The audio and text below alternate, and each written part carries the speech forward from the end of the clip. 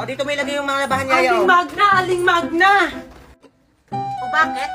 Bakit napunta yung anak dito ni Marites na dukha? Hindi totoo yan, hindi kami dukha. Eh, ano? Manglilimos ka. Ay, sorry, wala akong pera.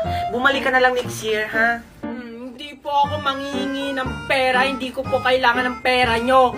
Eh, ano sadya mo dito? Si Angel po kasi naliligo ng ulan. Ano? Diyos ko, baka magasakit yung anak ko. Asan si AJ, ha? Andun po! Ano?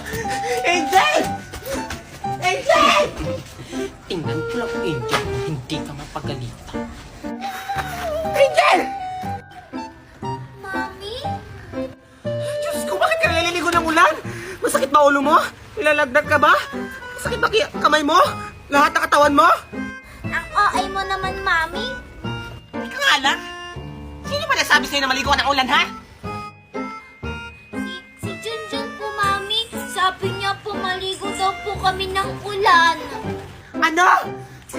Humanda talaga yung anak ni Marites na yan. Sige, umuwi ka na doon.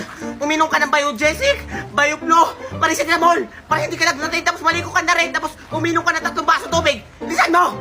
Opo, Mami. Humanda yung anak ni Marites na yan.